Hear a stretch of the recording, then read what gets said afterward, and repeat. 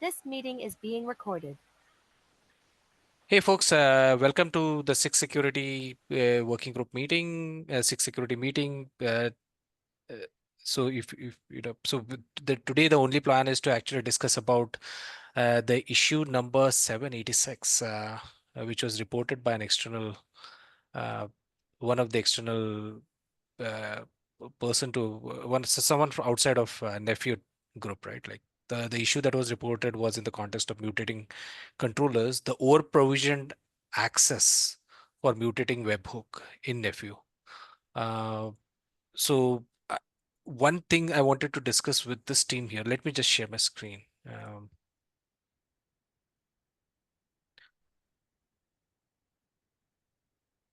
Uh, so this is the issue where someone had reported over provisioned access for the webhook, and they had given what is the possible solution. Now, this is something that I don't think the SIG security team itself can fix the problem.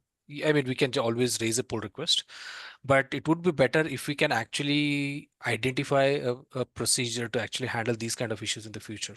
So I was thinking maybe one option would be to actually propose something like Checkov. We discussed this in the last call as well, right? Like to propose something like Checkov or some other tool integration which can do IAC scanning, infrastructure as code scanning. Most of the Nephew code is anyways infrastructure related code.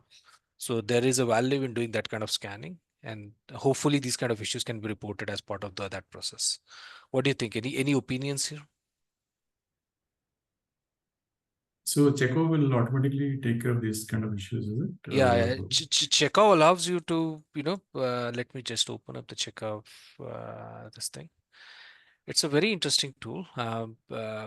In the sense that it can do AWS cloud formation scanning. It can do Terraform scanning. It can do Azure related scanning. So you see here, right? Like Terraform plan, cloud formation, Kubernetes manifest. ARM is basically Azure resource modules or something like that. Azure related templates, serverless, Helm charts, AWS CDK, all these things it can scan and tell you the issues in by scanning just the infrastructure code itself. That's the beauty of it. Okay, so basically, additional permissions and so those also Yes, should be yes, visible. yes, Oh, yes, oh, yes. nice. Okay, Yeah, yeah, okay. yeah.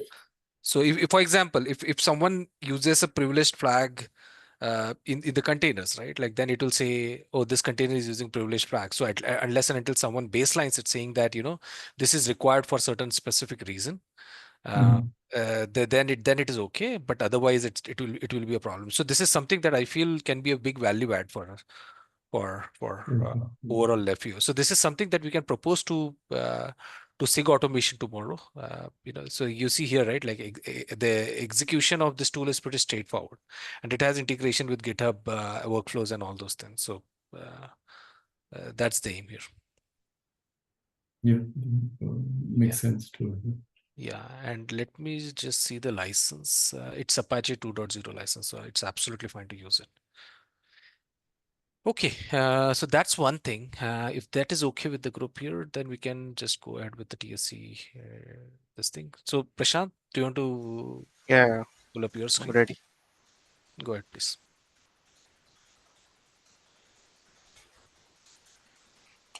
Is my screen visible? Yeah, it is. Yeah.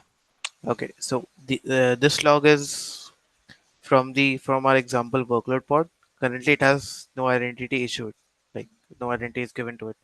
So before applying KPT, I'll just show what the files contain. So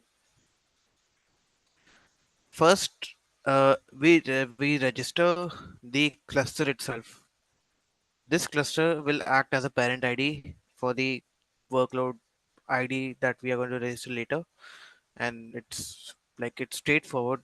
Before we used to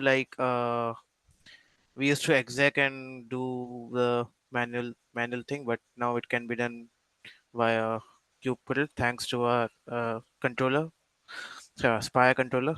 Hey Prashant, can I interrupt you here? Sorry, Yeah, yeah. I want to understand this resource that you're showing, right? Like this This cluster static entry. So this is supported by Spiffy Spire itself. Like you can specify this kind of static server entries for yeah, registration you purposes? Yeah, you need some like some CRDs to apply.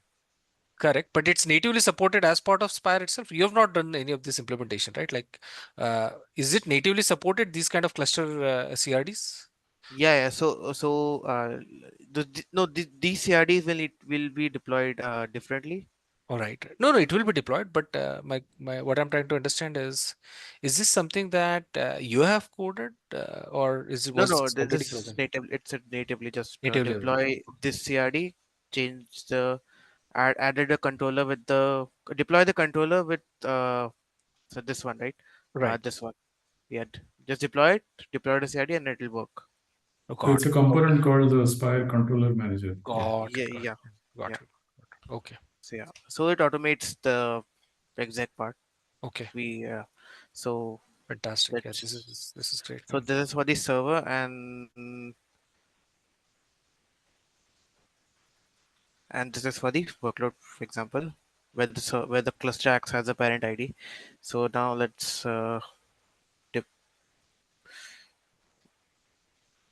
deploy to just so now it'll now it'll try to fetch secret, and it'll be successful in a few minutes. Mhm. Uh, yeah, yeah.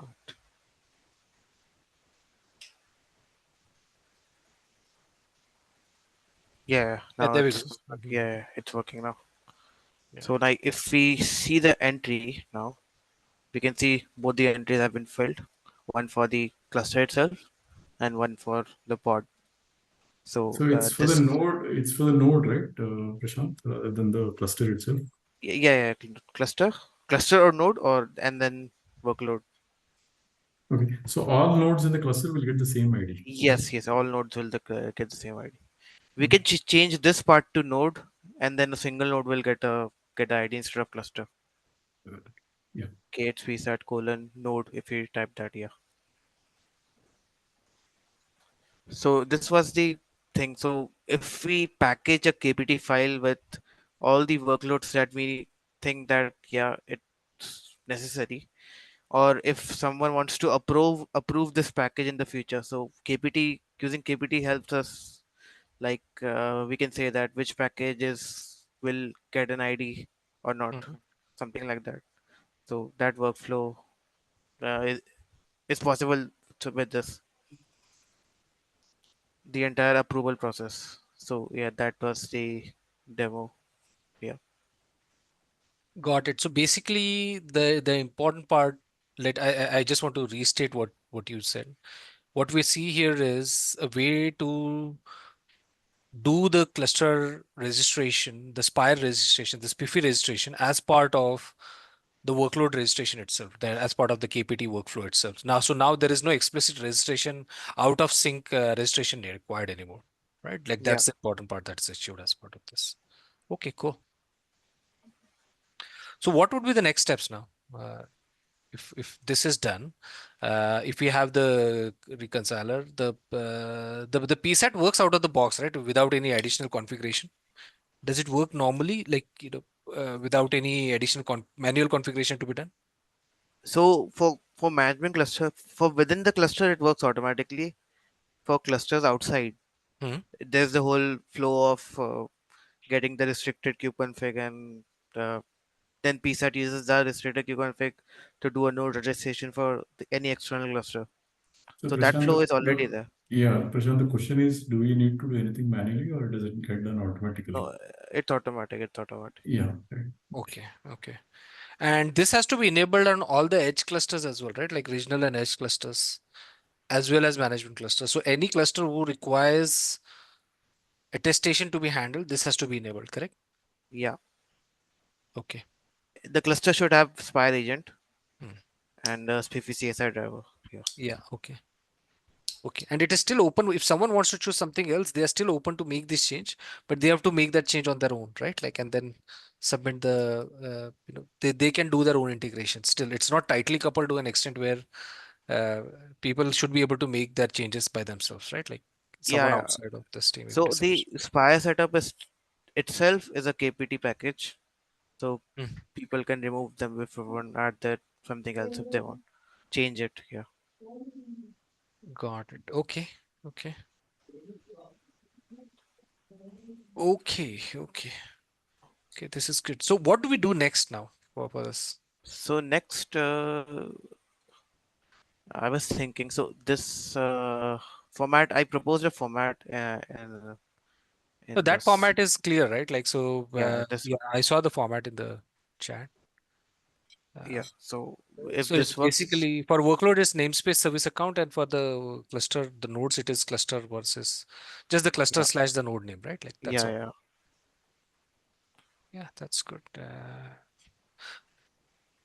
And then registration is also like if we like automate this part as well. So when management cluster is deployed, we somehow I integrate whatever I showed here with the setup itself, so that Okay. we have So spy Prashant, server. can you go back to that diagram for a second? For a minute? This one. Yeah. Yeah. Here, you mentioned individual workload pod ID. Yeah. What are those? So the green one is a parent ID for these two. Purple one, blue one. Namespace based or window builder. So namespace will you understand, right? All three pods will get the same ID. Oh, So so if I all give, the deployments within that namespace will have this additional identity at the namespace level, huh? yeah, That's what if you you said. want, it's not mandatory, but if you want every pod Mhm. to have the same Yeah. ID, you can. Okay, but I don't think that would be necessary, right? Because what I'm trying to say is from the individual workload pod ID as well, the namespace is available, right? Like I don't see the namespace in the second and third blue Yeah, so box. that was like it's a proposal. Like, do you want it as a format of the first one, or do you want it as slash pod slash AMF? No, Like I think we should use the first because first that's the one. most popular one in generally in SPIFFE community for Okay, so Kubernetes based namespace workloads. then service account. Correct, correct, correct. Okay, yeah, that works then. Yeah. I know for sure that few other organizations use the same format for Kubernetes based workloads. It scales well. Okay, Mm. okay, then we'll go with the first. I'll change these two as well to the first one, and yeah. Okay, okay,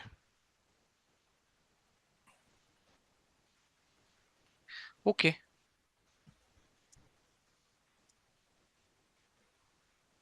okay. Just for For the next record, I'll steps, respond back on the Slack as well. yeah, yeah. For next steps, right? I was thinking, Shiv, if you want to so like secret CSI control, right? I was thinking about this. So if we use this, then we won't need to write additional vault code. So I haven't tested out this, Hmm. but we can show this next time. Yeah, What do you okay, think? okay. So from the what I'm hearing is essentially from the SPIFFE side of all the work is done, right? Yeah, except maybe some minor automation thing, but yeah, mostly it's done. What will it take to actually close it? Is what the question would be now. It's mostly about creating awareness among other teams, right? Yeah, so like you mentioned SIG automation, right? Yeah, Okay, which is a so call tomorrow. Yeah, can we? Yeah. Hmm.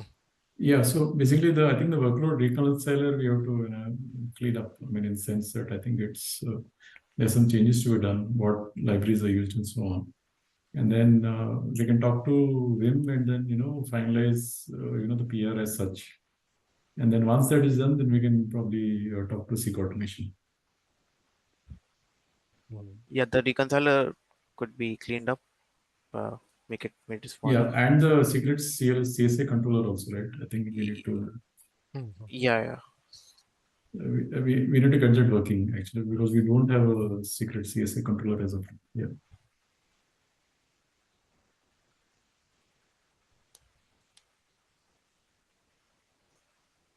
Yeah, basically, yeah, secret CSA controller and basically cleanup. I think that would be the two work items which we can target for next week. Yeah.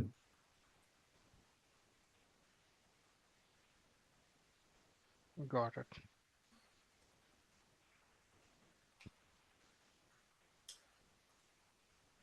And Okay. also, sorry, Yeah. I think we have that list somewhere, right? I mean, the total list. So because Just we need to install Vault also and then set up Vault also, in case. Right. So that's also there. And then the networking part, right? I mean, in sense that Vault because we need to set up the load balancer IP for Vault and for the Spire server also. So that also needs to be done. Hey, so let's talk about how the demo to the SIG automation should be done. Let's talk about that. Okay. Yeah. So let's say, for example, we have a sample workload.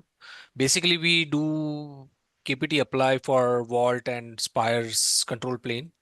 Is that how what will be the steps? How would the steps look like? Yeah, So the those will be the yeah, steps. Yeah. Mm. yeah. So Uh, like Can if we write it? we, yeah, I'll write it, but just one second. Yes. So we have all these. So this is the main component. Hmm. This controller basically, whenever a new cluster is made, it sends everything that is needed from Spire agent config to Spire bundle certificate and all that. So this controller will definitely get its own SPIFFE ID to access Vault. So because currently the cube, because the secrets are stored in locally, right, in the cluster, in Hmm. the management cluster. But like we want it to be on Vault as well. So the controller will fetch the cube config from Vault, and once it gets access to the edge 01, for example, it'll send everything to edge 01, and it'll make sure that edge 01 has a node attested to the Spire server. That is the first step when a cluster is made. Node attestation of the edge cluster. Mhm. Okay, And so yeah, I mean, yeah, just to sorry, but the kube config use case also needs to be done. I don't think that is done, right? As it. So I think we what have do a you, list somewhere, right? We have. So Rahul, let I me think see. it will be some time because Yeah. there is a bunch of work items which is there. We need to go back to that and then work. Yeah. I So see. all this is there. Yeah. Okay. Okay. But I guess this is the Vault side, right? And No, not see because separating read and write entities. That's not what said, right? So making the APIs generic and then hmm, even the secrets control, right? That's not what specific. Yeah. So I mean, let's just do the work items one by one, and then we can. Okay. Okay. okay. Okay. So definitely not tomorrow, right? Like that's what I'm hearing. Yeah. Yeah. Yeah. Okay. Okay. Hey, can you go back to that format of this thing? Yeah. Here I see edge 01, right? Like edge 01. Edge 01 is not the namespace, right? Like so why edge is 01 we need? The first blue box. Yeah, that one. Edge 01, edge 02. Why is the node name attached to the registration, the identity? It's a Node name cluster. should not. It's a cluster name, though. It's a Not Oh, it's cluster a necessarily. name. cluster name. Oh, okay, okay, okay. I mistook it for a node name. Yeah. Yeah, I think we need to say specifically, right? I mean, when we're saying a format, right? I think we need to call out that what it's basically schema, right? And we need to Correct. call out what schema Correct. Correct. Correct. is Correct. there, right? So we need to mark it out. So, Right. Right. Right. so Prashant got the idea, right? So we need to say Yeah. that Yeah. it's cluster name and it's that sort of a thing. So Yeah. I'll try to mark it out here and update it. Yeah. Okay. Okay. Okay then. I guess that's about it, right? Like anything else, then we could otherwise. Yeah. Everything from my side. Yeah. Thank you. Thank you, folks. Have a yeah, good day. Good yeah, good evening, thanks. folks. Yeah. Thank you. Thank you. Thank you.